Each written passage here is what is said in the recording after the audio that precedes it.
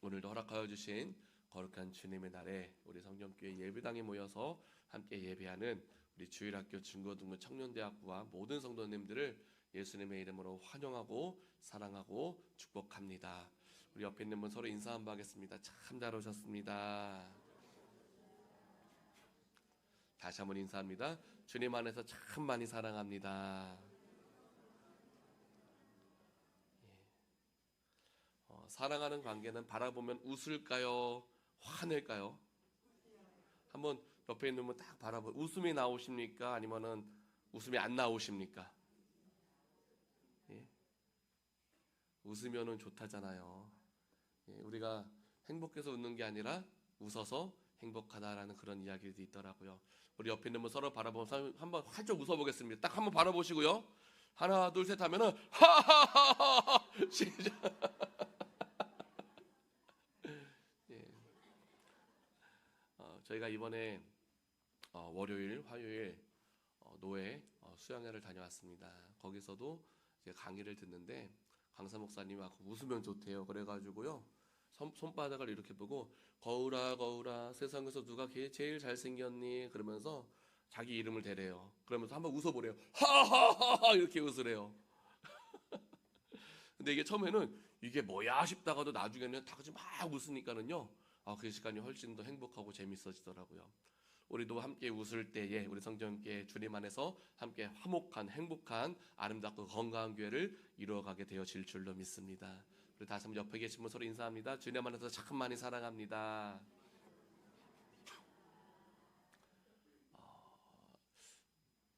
오늘이 5월 3일입니다. 항상 달력을 볼 때마다 앞에 숫자가 바뀌면은요 똑같은 걸 느껴요. 시간이 빠르다. 벌써 5월 달이에요. 엊그저께 2026년도가 시작된 것 같은데 솔직히 아직도 가끔 가다가 2025년도 헷갈릴 때가 있거든요.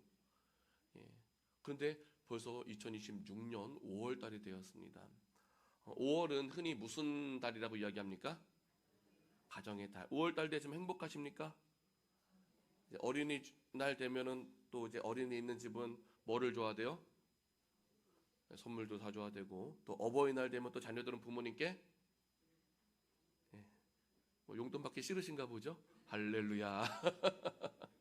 용돈도 드려야 되고, 또 가족들이 한자리 모여서 또 식사도 해야 되고, 이런저런 많은 행사들이 있다 보니까 분명히 5월은 행복한 달인데 또 많이 부담이 되는 달이다라는 그런 이야기들이 있습니다.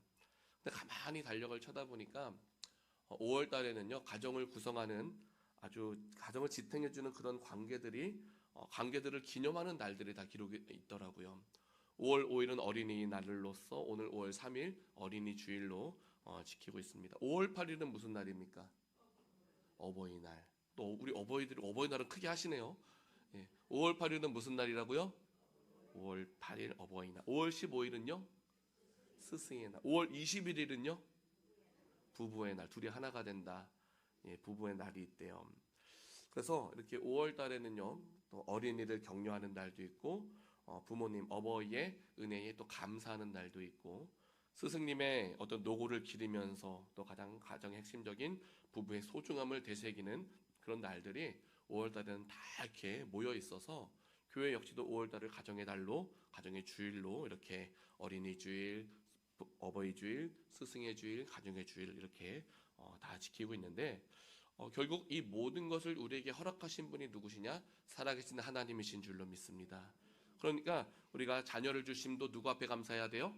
하나님 앞에 감사하고 부모님을 주심도 하나님 앞에 감사하고 좋은 스승님을 만나게 하신 것도 하나님 앞에 왜 갑자기 소리가 하나님 앞에 감사하고 우리 가정을 이루게 하신 것도 하나님 앞에 따라합니다. 하나님 앞에 감사해야 합니다.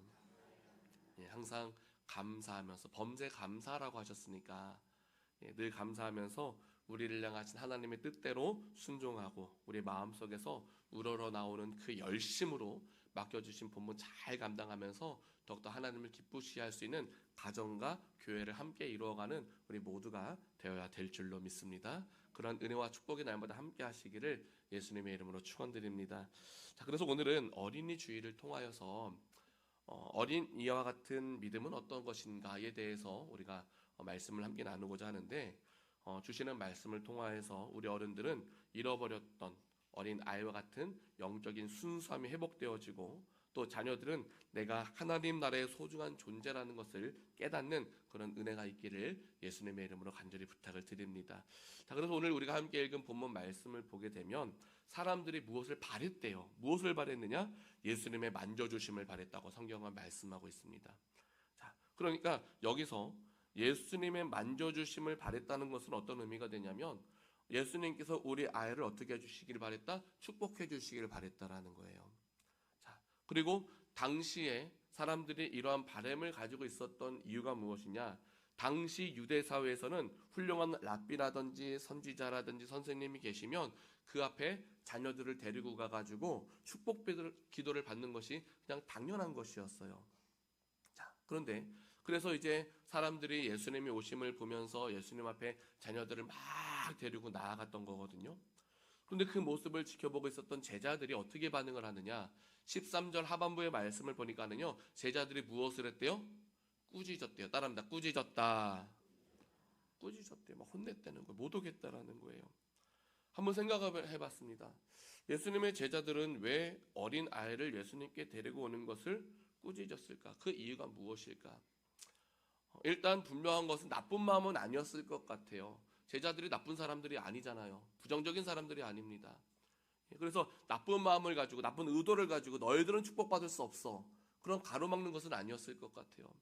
그래서 성경을 앞뒤로 쭉 읽다 보니까 지금 예수님께서는요, 계속해서 쉼 없이 천국 복음을 막 열심히 전하셨어요. 또 병자들을 고치셨고요, 바리새인들과 논쟁을 계속해서 해오셨기 때문에 제자들의 눈에 비치는 예수님의 모습은 어떠했느냐? 항상 바쁘시고, 또 우리와 같은 육신을 입고 계시니까는요, 어떡합니까? 피로감을 느끼시는 거예요. 옆에 있는 제자들이 그 모습을 볼 때 그것이 느껴지는 겁니다. 그러니까요, 이 제자들은 나름대로 주님을 위한 판단을 하는 것이죠. 무엇이다? 지금 아무것도 모르는 저 아이들 때문에 예수님께서 쉬지 못하시는 것보다는 조금이라도 쉴 수 있을 때 쉬시는 게 낫지 않을까, 그것이 더 효율적이지 않을까, 그런 생각을 하지 않았을까라는 묵상을 하는 가운데 그런 마음을 주시더라고요. 자, 그래서 이러한 생각을 가지고 아이들을 데리고 오는 것을 제자들은 이제 열심히 잘한다고 꾸짖었던 것인데, 그 모습을 보신 예수님께서 어떻게 반응하십니까? 14절 말씀 보니까는요, 예수께서 보시고 노하시어 이르되 어린 아이들이 내게 오는 것을 용납하고 금하지 말라.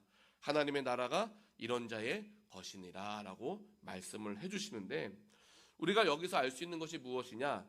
우리가 아무리 좋은 의도를 가지고 좋은 생각을 가지고 행할지라도 때로는 나의 생각과 나의 의도와 예수님의 뜻은 다를 수도 있다라는, 따릅니다. 다를 수도 있습니다. 항상 내가 옳을 수는 없다라는 거예요. 나도 실수할 수 있고 나도 잘못된 생각을 할 수 있다라는 것이죠. 그러니까 예수님의 제자로 누구를 위해서? 예수님을 위해서 어린 아이들을 주님 앞으로 데리고 나오는 것을 꾸짖었던 것인데, 예수님께서 화를 내셨다는 것. 성경 전체를 보더라도 예수님께서 화내신 일이 많이 있을까요? 적게 있을까요? 많이 있을까요? 적게 있을까요? 우리 아이들한테 물어볼까요? 엄마 아빠가 화내는 일이 더 많니? 화를 안 내는 일이 더 많니? 대답을 못하는 거 보니까 아리달송한 것 같습니다. 우리 성도님들은 자녀들에게 화를 더 많이 냈습니까? 아니면 칭찬을 더 많이 하십니까? 아이들한테 물어봐야 되는데 대답을 안 하니까 알 길이 없네요. 우리는 좋은 말만 해야 될 줄로 믿습니다. 예수님께서는요, 성경을 찾아보면은 언제 화를 내셨냐면요, 성전 안에서 장사하는 자들을 내쫓으실 때, 그때 화를 내셨어요. 그리고 바리새인들의 외식함과 또 완악함을 보셨을 때 분노를 하십니다. 그리고 지금 예수님께 어린 아이를 데리고 오는 것에 대해서 꾸짖었는데, 예수님께서 노하셨다라는 것은 제자들이 아무리 좋은 마음을 가지고 행동을 하였을지라도 예수님께 나오는 것을 막는 것은 무엇이다? 옳지 못하다. 따라합니다. 예수님 앞에 나오는 것을 막는 것은 옳지 못합니다. 시작.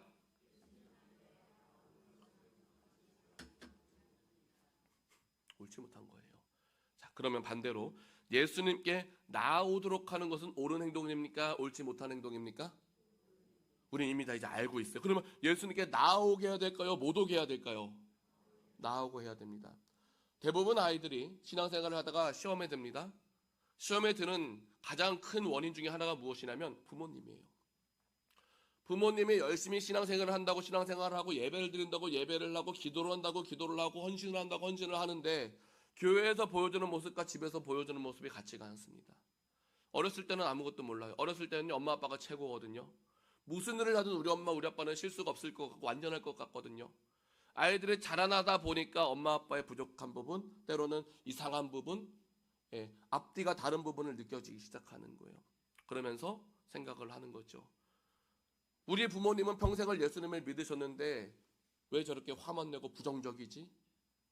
그렇다면 저런 예수님은 나는 믿기 싫어 라고 하면서 자신의 뜻대로 교회를 떠나갈 때가 있다는 것이죠. 주님께서 우리에게 보여주신 모습은 어떤 모습이냐? 항상 본이 되어주셨다라는 거. 우리도 자녀들에게 어떻게 됩니까? 좋은 믿음의 본이 되어야 될 줄로 믿습니다. 우리 입술로 고백합니다. 본이 되어야 합니다.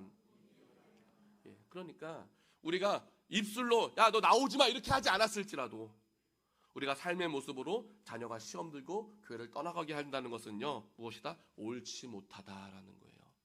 옳은 믿음의 삶이 되시기를 예수님의 이름으로 축원드립니다. 그래서 누가복음 5장 18절 19절 말씀을 보게 되면 한 중풍병자를 사람들이 침상에 메고 와서 예수 앞에 들여놓고자 하였으나 무리 때문에 메고 들어갈 길을 얻지 못한지라 지붕에 올라가 기와를 벗기고 병자를 침상채 무리 가운데로 예수 앞에 달아내리니 라고 말씀을 하고 있습니다. 자, 중풍병자를 예수님 앞에 데리고 나왔어요. 옳은 일입니까? 옳지 못한 일입니까? 옳은 일입니다. 데리고 나와야 됩니다. 자, 그런데 사람이 많이 있어서 예수님 계셨던 집 앞까지는 왔지만 그 안으로 들어갈 방법이 없는 거예요. 자, 늘 말씀드립니다. 마음이 없으면 무엇을 찾는다고요? 마음이 없으면 핑계를 찾잖아요. 만일 그 중풍병자를 데려갔던 친구들이 마음이 없었다면요, 야, 우리 지금까지 최선을 다했는데 여기서는 도저히 뚫고 들어갈 방법이 없다. 다음 기회를 한번 찾아보자 라고 하면서 다시 돌아갈 수도 있었을 것 같아요. 그러나 그들이 거기까지 친구를 데리고 왔다는 것은 무엇이냐? 마음이 있습니까? 없습니까? 마음이 있어요. 마음이 있으니까요, 예수님 앞에 어떻게든 내 친구 데리고 가야 되는 거예요. 어떡합니까? 방법을 찾기 시작합니다. 그 방법을 찾는 것이 무엇이라고요? 지붕까지 뚫어버리는 거예요. 우리도 지붕까지 뚫어버리는 열정을 가지고 주님 앞으로 데리고 와야 될 줄로 믿습니다. 자, 그런데 지금 예수님께서 그 모습을 보시면서 어떻게 반응을 하시느냐?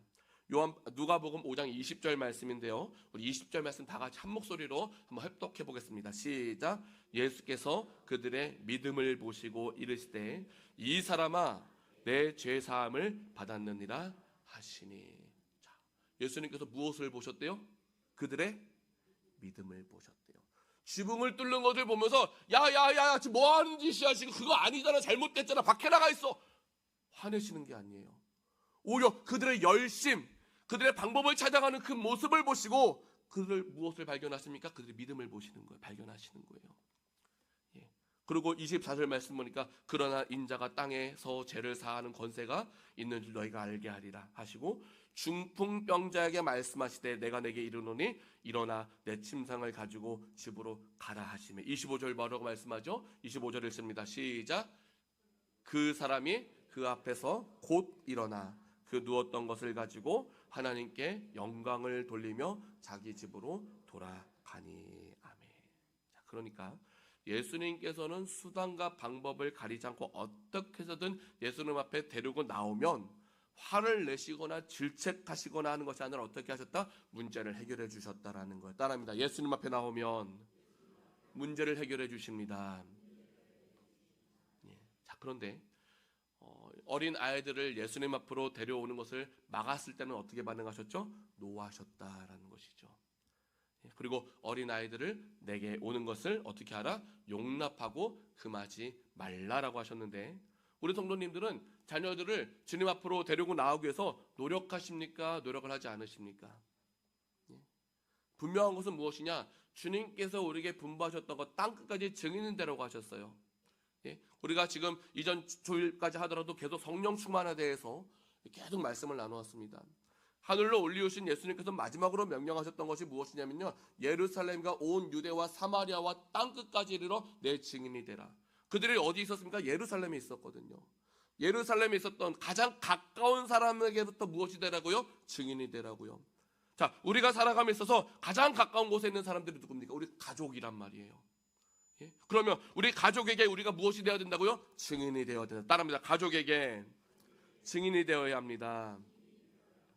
가장 가까운 데부터 복음이신 예수님을 전해야 된다라는 것이죠. 우리는 주님이 분부하신 것처럼 내가 있는 곳에서부터 예수님을 잘 섬기는 가정을 이루기 위하여서 허락하신 자녀들을 주님 앞에 데리고 나와야 하고, 주님 앞에 데리고 나오기 위해서 주님이 우리에게 본이 되신 것처럼 우리도 자녀에게 믿음의 본이 되어지는 귀한 믿음의 삶을 살아가야 될 줄로 믿습니다. 자, 그리고 나서 예수님 앞에 아이들이 오니까 예수님께서 아이들을 향하여 하신 말씀이 무엇이냐? 마가복음 10장 14절인데요. 하나님 나라가 이런 자의 것이니라 라고 말씀하고 있어요. 하나님 나라가 이런 자의 것이니라. 15절 뭐라고 말씀합니까? 내가 진실로 너희에게 이르노니 누구든지 하나님의 나라를 어린 아이와 같이 받들지 않는 자는 결단코 그곳에 들어가지 못하리라 라고 말씀하셨는데, 여기서 어린 아이와 같이 받들지 않는 자, 하나님의 나라를 어린 아이와 같이 받들지 않는 자는 결단코 들어갈 수 없다라고 하신 것은 누구다? 누구든지 어린 아이와 같이 하나님의 나라를 받들어야 된다라는 거예요. 따라합니다. 어린 아이와 같이 하나님의 나라를 받들어야 합니다. 받들어야 된다는 것이죠. 자, 그럼 어린 아이들과 같이 받든다는 것이 무엇을 의미하는 것이냐? 그것은 어린 아이들과 같이 어떤 미성숙함이나 철없는 행동, 때로는 고집 부리는 모습을 닮아가라는 것이 아니에요. 예? 어린 아이들의 모습을 보면은요, 스스로 할 수 있는 것이 있습니까? 없습니까? 아이들을 키워보셨으니까 다 아실 거예요. 처음에 아기가 태어났을 때는요, 목을 제대로 가눌 수 있습니까? 없습니까? 목을 가눌 수 없어요. 그러면 안아주더라도 목을 다 손을 대줘야 돼요. 어머니, 아버지의 손길로.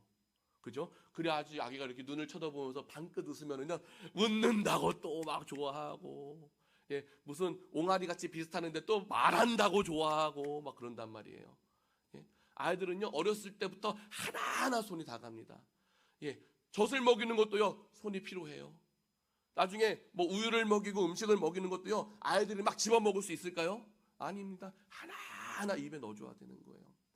아이들이 표현을 합니다. 나 똥 쌌다고 응애 밖에 못 올라요. 배고플 때 응애. 뭐 해도 응애. 필요한 게 있으면 계속 응애 하는데, 그때마다 어머니의 손길이 필요합니까? 안 필요합니까? 항상 필요합니다.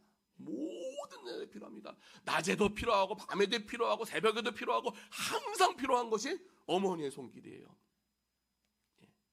그러니까 아이들이 항상 보호자가 있어야 되고 그 보호자를 전적으로 의지하는 것과 같이 우리도 어떻게 해야 되느냐? 전능하신 하나님을 전적으로 의지하고 신뢰할 수 있어야 된다는 것이 할렐루야. 전적으로 주님만을 의지해야 된다는 거예요. 그래서 이것을 무엇이라고 표현하냐면요, 절대적인 의존성, 순수한 수용성이라고 표현을 할 수 있는데, 성경에서도 이렇게 어린 아이와 같은 의존성을 가장 완벽하게 보여줬던 사람이 누구냐? 바로 다윗이더라고요. 다윗. 시편 131편 1절과 2절 말씀 보면은요, 다윗의 고백인데, 다윗의 고백이 무엇이냐? 우리 한번 다 같이 한 목소리로 읽어보겠습니다. 시작. 여호와께서 내 눈이 오만하지 아니하오며 내가 큰 일과 감당하지 못할 놀라운 일을 하려고 힘쓰지 아니하나이다. 실로 내가 내 영혼으로 고요하고 평온하게 하리를 젖된 아이가 그의 어머니 품에 있음 같게 하였나니 내 영혼이 젖된 아이와 같도다. 아멘. 내가 큰 일을 감당하지 못할 놀라운 일을 하려고 내가 힘을 쓰지 않았대요. 내가 힘을 쓰지 않았대요. 내가 중심되지 않았대요. 무엇입니까? 어머니의 품에 갇힌 것처럼, 예, 내 영혼이 젖된 아이와 같이 어떻게 하나님 품에 있었다라는 거예요. 따라합니다. 다윗은 하나님 품에 있었습니다. 그러한 그가 어떻게 성장합니까? 이스라엘의 위대한 왕이 되어지고요, 수많은 전쟁에서 항상 이기더라. 왜?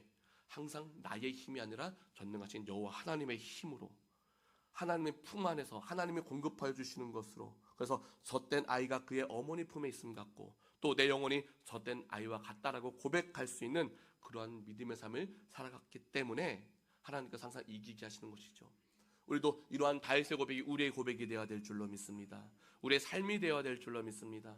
젖된 아이와 같이 주님만을 의지할 수 있는, 주님이 공급하여 주시는 힘으로 살아갈 수 있는 믿음의 삶이 되시기를 예수님의 이름으로 축원드립니다. 예. 그럼 우리 성도님들은 늘 고백했던 것처럼 성경이 말하면 나도 말하고 성경이 침묵하면 나도 침묵하는 삶을 살아오셨습니까? 우리가 하나님이 내 삶의 전부라고 이야기하는데 정말로 하나님께서 우리 삶의 전부 되는 삶을 살아오셨습니까? 그럴 수도 있을 것이고 그렇지 못할 때도 있었을 것인데, 분명한 것은 어린 아이와 같이 하나님을 의지하던 모습이 사라져서 내가 중심되고 내가 기준되며 내 생각과 내 뜻이 가장 먼저 되는 삶을 살아왔다면, 이제는 내가 그동안에 하나님 앞에서 머리를 굴리고 계산기를 두들겨가면서 자존심을 세우려 했었던 그 모든 모습들을 더 늦기 전에 내려놓을 수 있어야 된다는 거예요. 왜 그러냐? 그래야 내가 하나님 나라의 주인공답게 살 수 있기 때문입니다. 그래서 열왕기하 5장의 말씀을 보면 누가 나오냐면 아람 나라의 군대 장관이었던 나아만 이야기가 나옵니다. 나아만 장군. 나아만은요, 그의 주인 앞에서는 크고 존귀한 자였습니다. 그런데 그에게는 큰 약점이 있었는데, 어떤 약점이 있었냐? 그가 어떤 병을 앓고 있었습니까? 나병을 앓고 있었단 말이에요. 나병을.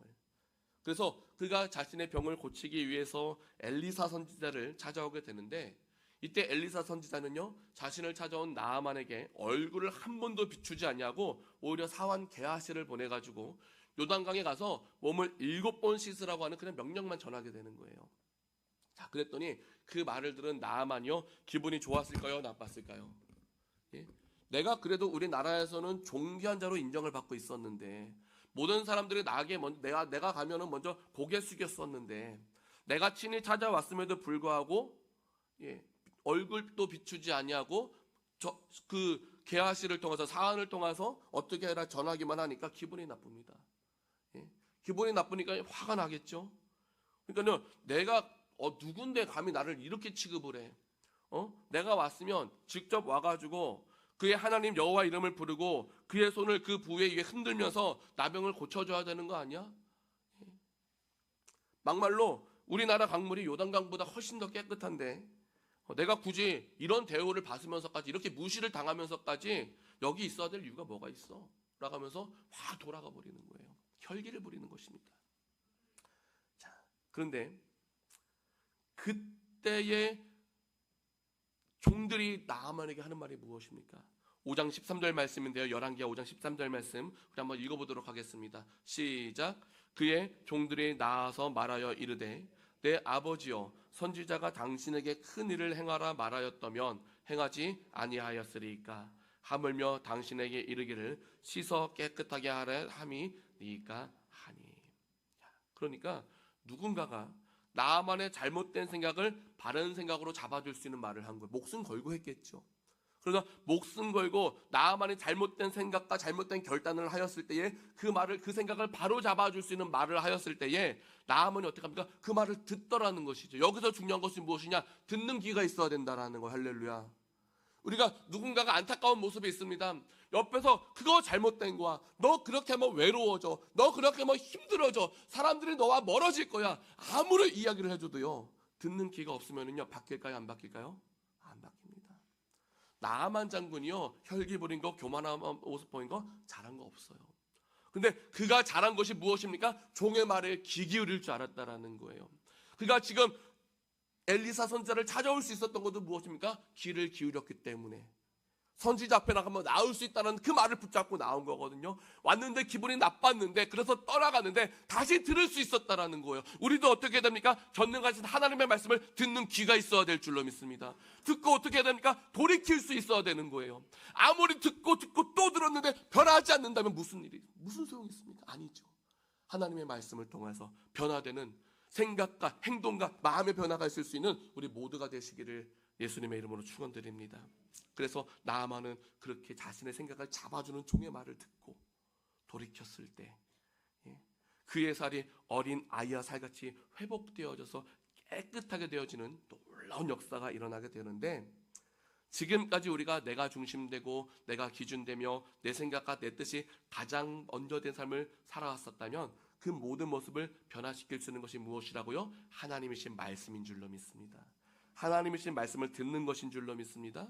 그래서 어린 아이들이 부모님을 의지하면서 성장했던 것처럼 우리도 어린 아이와 같이 하나님이신 말씀을 듣고 붙잡고 의지하고 나아가면 비로소 어떻게 됩니까? 중심을 보시는 하나님께 인정받아 하나님 나라의 주인공이 될 수 있는 자격을 얻을 수 있게 되어지는 것인데, 우리가 교만함을 내려놓고 요단강에서 7번 몸을 씻었던 나아만처럼 하나님이신 말씀 앞에 순종하면 하나님께서는 지금도 살아 역사하시기 때문에 우리를 가장 좋은 길로 이끌어 주시면서 책망받는 삶이 아닌 칭찬받는 삶이 되게 하시고, 우리로 인하여서 진노하시는 것이 아닌 우리를 통해 홀로 영광받아 주실 줄로 믿습니다.